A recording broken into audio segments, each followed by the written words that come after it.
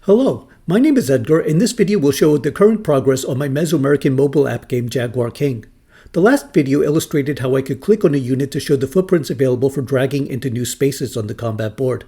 This video will present 3 attack options. My team represents the Mexica Aztecs, and the enemy is Tlaxcala.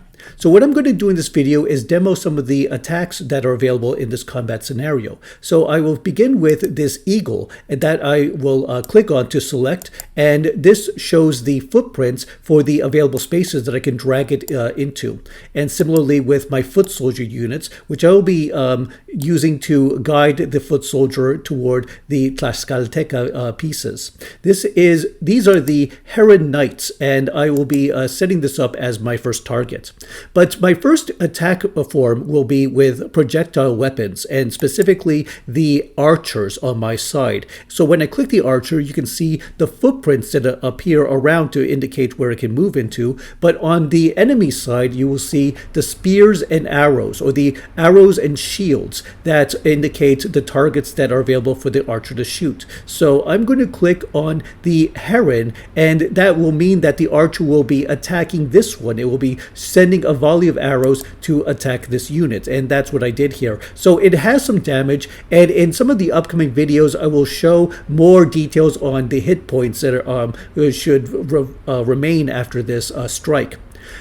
These are the physical kinds of projectile weapons, but there are also magical weapons, and I will choose the necromancer as a unit that can shoot magical bolts. And this is now a different kind of icon that appears over the targets. Now we have a muieri, which is a kind of ritual prayer stick, and this shows that the units are available for a magical strike from the necromancer units.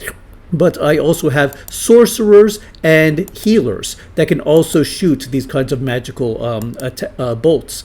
And the units therefore have 2 different kinds of defense. We have the defense against these physical projectile weapons. That is one form of defense that the enemy can have. But there's also a resistance property, which is defense against magical strikes. And so these have to be distinguished for the game because these have different kinds of effects. So the necromancer in this case is going to shoot the serpents on this side, and so we have some damage that has been inflicted to the serpents as well as the heron knights.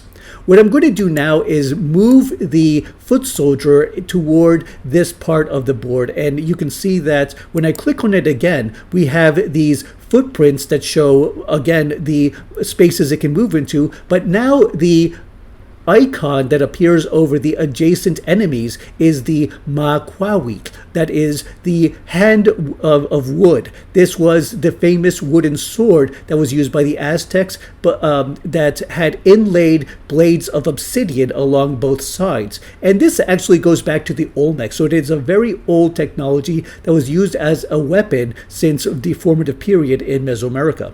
That shows that these are now the units that are adjacent to the selected piece, and now I can do hand-to-hand combat against any of the selected pieces here. So I'm going to go again and strike at the Heron Knights and see what happens here. And I've killed both units now.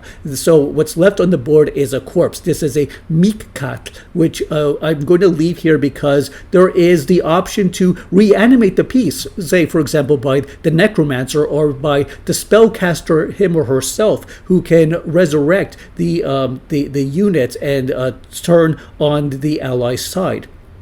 I'm going to now attack the other foot soldiers, and what's going to happen is you can see more of the counter strikes that are available. So I'm just going to keep clicking at it, but what I need to point out is that the defending unit will usually have some sort of counter attack damage upon the offender. So the offense and the defense both are exchanging blows, and we're going to see that this is going to keep happening until finally the foot soldiers have then been vanquished because I attacked the captain, and the captain has retaliated, and that killed the last of the foot soldiers in this unit set. I'm going to now use the eagle to attack the serpent, and so you can see the Maquawit appearing for the units that are next to or the attacker, and this is just going to keep clicking on them until one of these eventually dies. And so we have these 4 Mikat pieces that are now spread across the enemy front line.